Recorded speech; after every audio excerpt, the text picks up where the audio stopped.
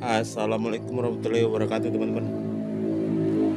Eh, ya gini nih keadaan kedai saya, teman-teman. Kalau malam nggak tidur ya, soalnya nggak punya pintu. Konten kali ini tadi lagi enak-enak nonton YouTube kan, lihat berita di salah satu portal berita, teman-teman. Eh, ya, yang intinya isi beritanya bahas soal yang lagi panas-panasnya nih minggu-minggu ini kan, yang lagi jadi isu-isu panas, apalagi untuk kita yang sehari-harinya hidup ngandalin jualan pakaian bekas, teman-teman. Eh, Yuk kita simak beritanya, kita lihat beritanya, teman-teman. Nanti ya sedikit-sedikit kita coba reaksi lah.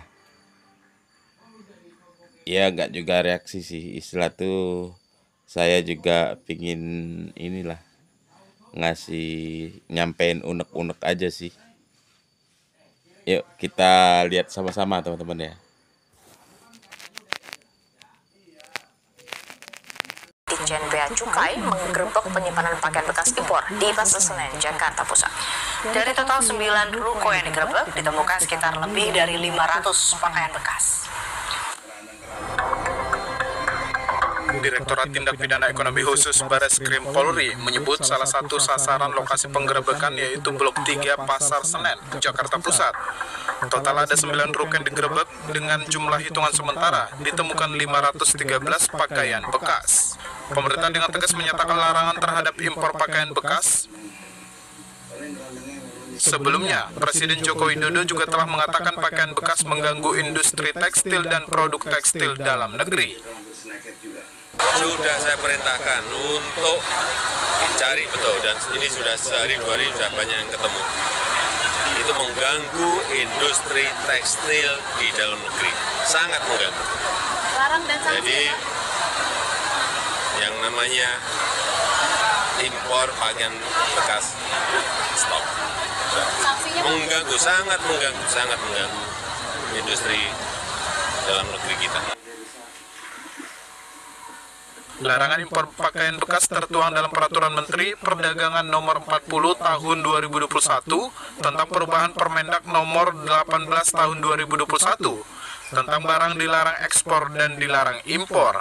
Barang-barang bekas itu dilarang diimpor karena berdampak buruk bagi ekonomi domestik, terutama UMKM, serta buruk untuk kesehatan penggunanya. Itu tadi, teman-teman, beritanya udah sama-sama kita lihat kan.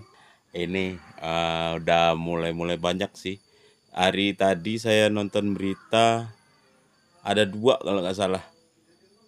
Yang berita yang barusan ini, kemudian tadi siang di TV sama di YouTube juga saya lihat ada penangkapan juga di Bali ya. Di Bali kalau nggak salah ada 117. Kemudian orang pengepul gudangnya ada 2 orang yang ditangkap kalau salah saya lihat tadi, teman-teman. Kalau lihat berita seperti tadi, teman-teman, kayaknya ya agak ini sih, memang bertambah was-was sih dengan usaha yang sedang saya gelutin saat ini, teman-teman. Gimana ya ngomongnya ya, kalau ya saya kan, kalau saya setahu saya sih pakaian second ini udah puluhan tahun nih, teman-teman ya. Mungkin 25-20 tahunan sudah ada mungkin dari dulu. Kalau menurut yang diberitakan, undang-undangnya pun kan ada yang melarang. Cuman kan selama ini pemerintah terkesan mengabaikan kan pedagang-pedagang ini. Ya untuk kita yang awam, kita yang nggak tahu kan, kita yang pendidikan rendah kayak saya kan, ya kan nggak mikirnya nggak sampai ke sana, teman-teman. mikirnya cuman gimana bisa bertahan hidup, gimana bisa cari uang dengan cara yang halal. Ya menurut saya sih ya halal ya. Saya beli barangnya, balnya saya beli ke orang gudang, saya bayar, saya pun jual ya, istilah tuh nggak ada ini sih. Saya nggak merasa mencuri, nggak merasa apa. Cuman ya faktanya usaha ini ya menurut bapak-bapak yang istilah itu yang memiliki kebijakan kan dilarang. Ya nggak bisa bantah sih kalau orang kayak kita, teman-teman ya. Mau gimana kan? Bersuara juga kita kan nggak bakal ngerubah keadaan. Kalau udah aturan pemerintah begitu, bagaimanapun kita hebatnya bicara, hebatnya mencari pembenaran, ya tetap aja kita salah, teman-teman. Tetap aja kita salah, tetap aja kita kena kan. Ya cuman harapannya itu aja sih. Seenggak-enggaknya pemerintah bisa ngasih solusi sih. Soalnya yang dagang pakaian bekas ini kan dari Sabang sampai Merauke kan ada. Dan juga nyangkut kehidupan orang banyak juga, teman-teman.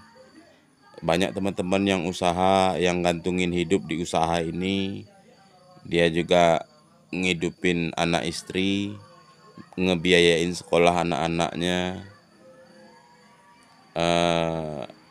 Ya berharap sih pemerintah bisa ngasih solusi kan. Istilah tuh kita nggak serta-merta dilarang, tapi nggak ada solusi untuk orang kayak kita ini.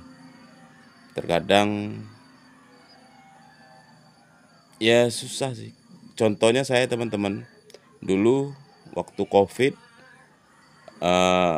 saya kan jualan makanan asalnya, jual makanan, teman-teman ya, jual makanan. Waktu COVID ada kakak yang kena kan COVID, kemudian otomatis kita yang selingkungan lokasi ini ya keluarga ya juga ikut di ini, teman-teman, diisolasi kan. Istilah itu nggak boleh keluar rumah sampai hasil tesnya keluar. Kalau nggak salah dulu kalau peraturannya kan 14 hari kan hasilnya keluar. Hasil keluar ini 21 hari baru keluar hasilnya. Otomatis 21 hari itu kita nggak bisa ngapa-ngapain, nyari uang enggak, apapun enggak. Kadang di sana salahnya, teman-teman, kita 21 hari nggak bisa ngapa-ngapain. Cuman waktu pas hari itu ya memang dikasih bantuan, teman-teman. Dikasih bantuan dikasih bantuan mie instan kalau nggak salah 20 bungkus, telur 15 butir, gula 1 kilo, kopi seperempat, kemudian apa lagi ya? Ya itu sih, beras 1 karung yang isi 10 kilo, teman-teman. 1 karung isi untuk 21 hari, teman-teman. Untuk 21 hari kita nggak bisa ngapa-ngapain. Dan dampaknya, teman-teman, dampaknya 21 hari kita nggak jualan. Dan dulu kan parno semua orang kan kalau ada yang kena COVID itu. Jadi nggak bisa normal lagi, teman-teman, jualan nggak bisa normal. Akhirnya ya gulung tikar lah usaha tutup, jadi pengangguran selama 1 tahun. Nggak ada tuh ngerasain dapat ini itu dari pemerintah. Kemudian beralihlah saya dengan setengah mati cari modal sana sini, beralih ke pakaian second ini. Pakaian second ini udah jalan hampir 2 tahun saya jualan, teman-teman. Ya udah lebih baik sih. Ya yang anak-anak tadi susah untuk jajan segala macam bisa dapet. Biaya sekolah biasanya kalau ada tagihan lama baru kekasih. Ini kalau ada keperluan untuk sekolah anak-anak bisa langsung kita iniin. Ya bukan untuk kaya sih teman-teman, kita usaha gini. Cuman sekedar untuk lepas-lepas makan aja tiap hari. Jadi kalau bisa sih ya diperhatiin juga lah orang-orang kayak kami kan. Kayak kita ini kan, kita kan nggak ini jualan gini kan bukannya untuk ini, untuk cari-cari kaya kan.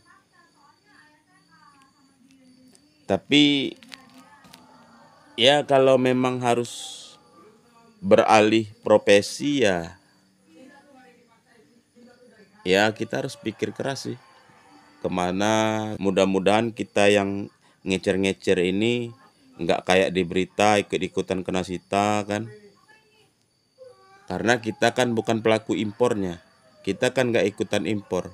Kita membeli barang karena barang itu ada di pasaran dan mudah diakses, ada di pasaran, kemudian kita beli. Itu pun kita beli dengan uang kontan kan, uang kontan yang uangnya kita susah cari.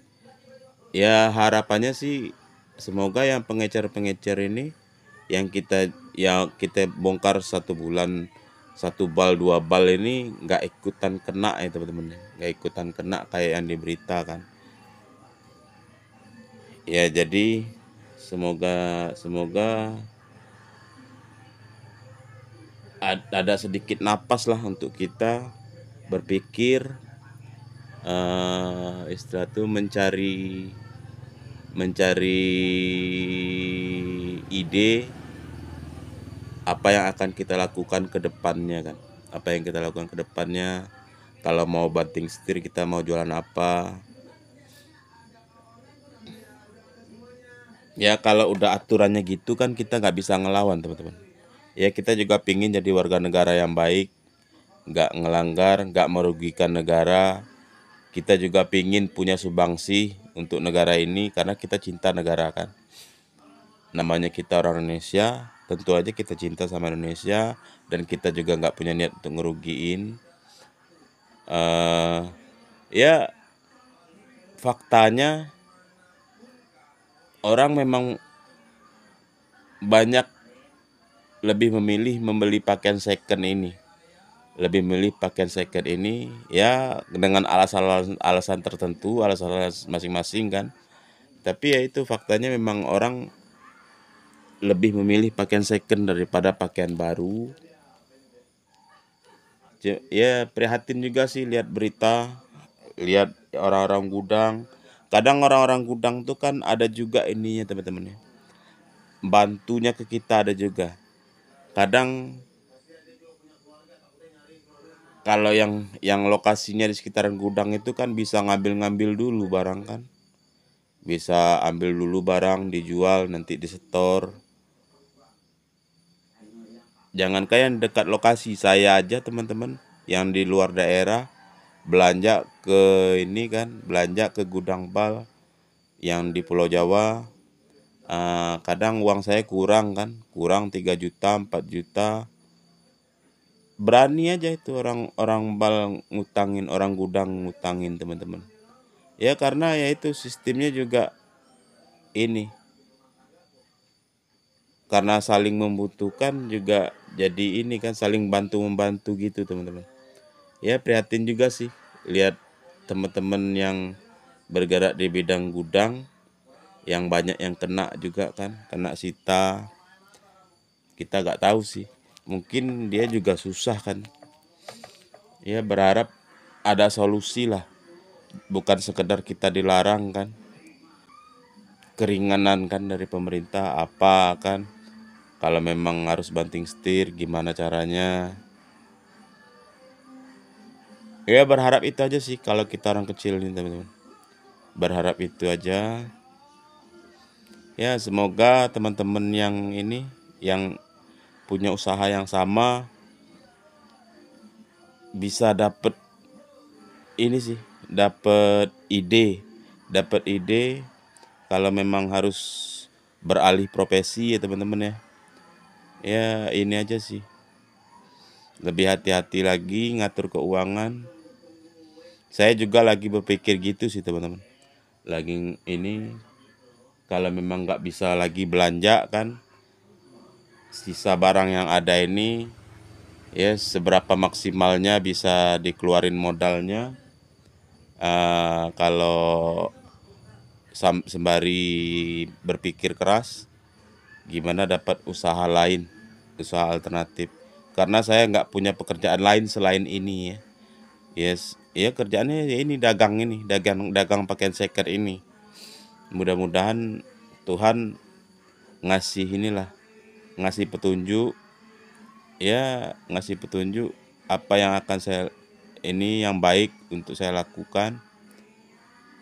Ya doanya itu aja sih teman-teman. Dan berharap teman-teman yang punya profesi sama juga kayak gitu teman-teman ya.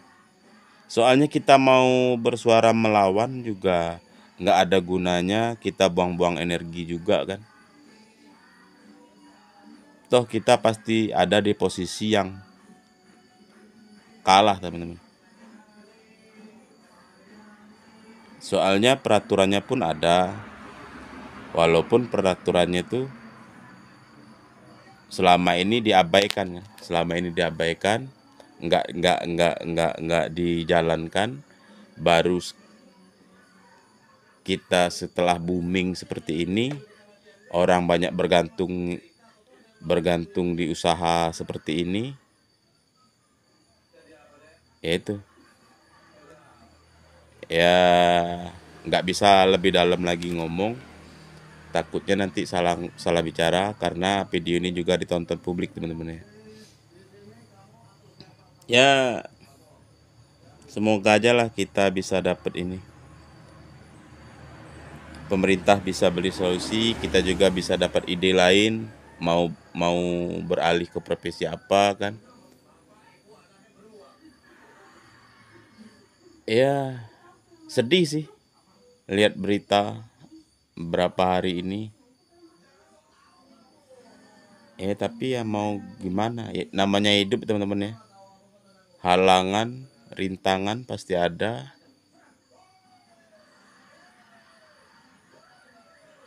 Ya mungkin Tuhan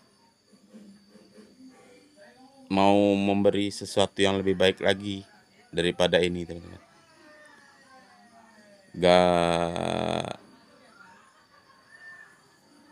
Ya susah juga sih mau bilang teman-teman.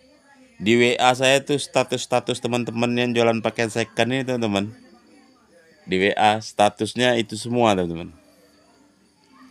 Semoga masalah ini cepat berlalu lah, ini segala macam. Kalau udah keputusan dari pemerintah, apalagi dari yang paling tinggi kan, Bapak Presiden juga udah bilang kan, kalau udah keputusannya kayak gitu ya sulit sih, kecuali kalau Pak Presiden berpikiran lain nantinya kan. Tapi ya saya rasa yang namanya ilegal ya tetap aja ilegal kan teman-teman ya. Kalau jalur impornya ilegal ya kita nggak bisa ini sih, nggak bisa nyari pembenaran juga. Tapi ya mohonlah pemerintah bisa perhatikanlah nasib kita yang terdampak ini nantinya kan. Kita yang terdampak ini nantinya pasti banyak dari masyarakat di Indonesia ini yang terkena dampak dari keputusan pemerintah saat ini kan. Lebih berpikir ini aja lah, mencari alternatif lah teman-teman saat ini, sambil melihat situasi keadaan kan, bagaimana kita ke depan, apakah usaha kita ini bisa lanjut atau enggak, atau kita harus cari solusi lain untuk ngidupin keluarga kita masing-masing teman-teman. Saya berharap dan berdoa saya dan teman-teman semua bisa lepas lah dari seluruh masalah ini kan. Pasti kita berpikir untuk mencari solusi yang lain kan. Ya cuman kalau untuk sekarang memang masih buntu teman-teman. masih buntu pikiran kan, mau kemana kan.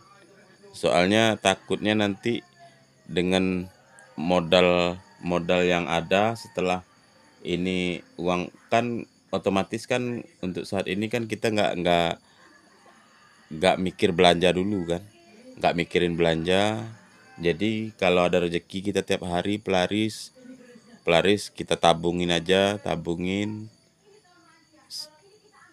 lepas dari biaya kita sehari-hari, sisanya kita tabung, kita kumpulin, mudah-mudahan nanti bisa untuk modal kita kalau ganti dagangan kan.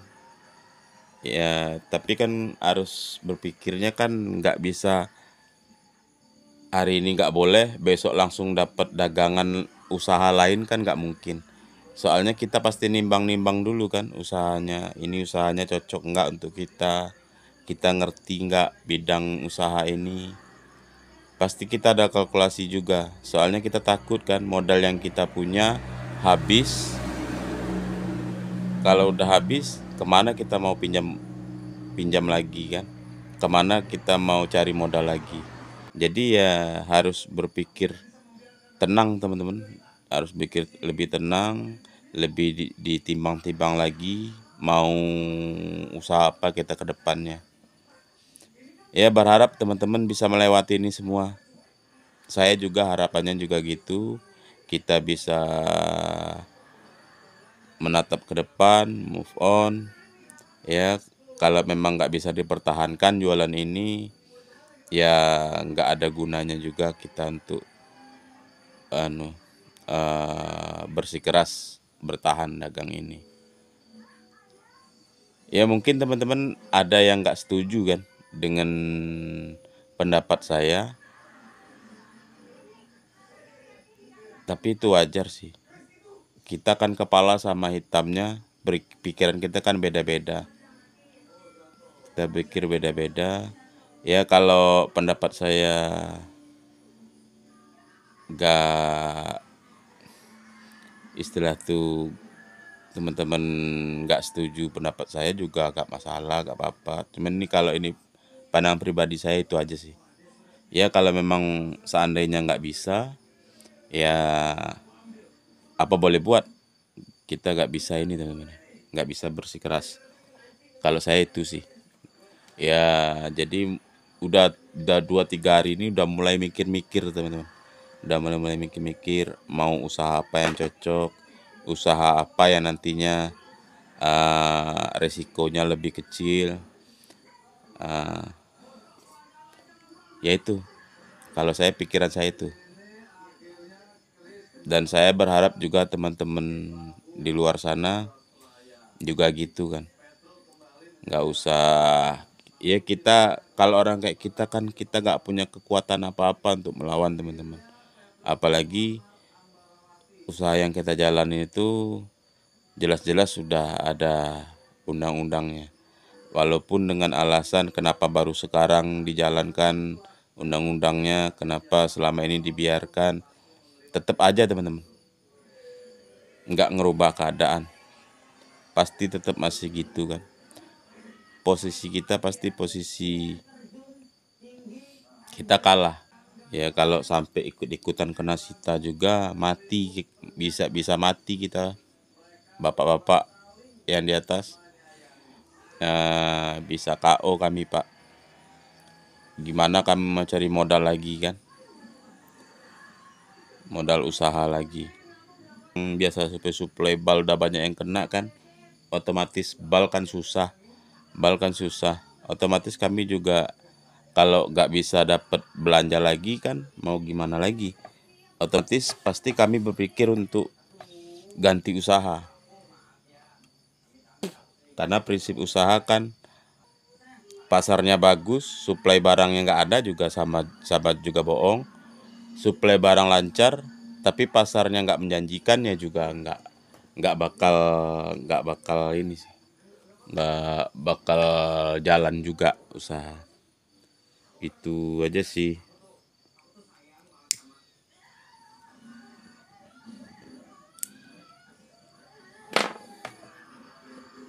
Nah, tiap malam nih, kadang malam nih kan ini teman-teman, Saya duduk sendirian malam-malam kan, mikir mau jualan apa ya. Kalau seandainya nggak bisa lagi dagang ini, gimana ya untuk cari nafkah anak-anak ke depannya. Saya harus dagang apa ya? Dengan uang yang sedikit ini dari hasil penjualan sisa-sisa barang yang ada, saya mau alihkan kemana? Kalau dialihkan ke usaha A, apa mungkin bisa jalan? Pasti hitung-hitungannya gitu teman-teman ya. Gimana kalau teman-teman yang punya usaha sama, ada nggak pikirannya kayak saya teman-teman? Istilah itu jadi ikut-ikut was-was ya. Atau cuman saya aja yang berpikiran seperti itu? Kalau ada teman-teman silahkan komen teman-teman. Atau kalau ada teman-teman yang punya channel yang nonton ini punya info peluang-peluang usaha yang bagus, juga bolehlah di share-share, dibagi-bagilah, biar kita dagangnya nggak takut-takut, nggak cemas-cemas lagi teman-teman.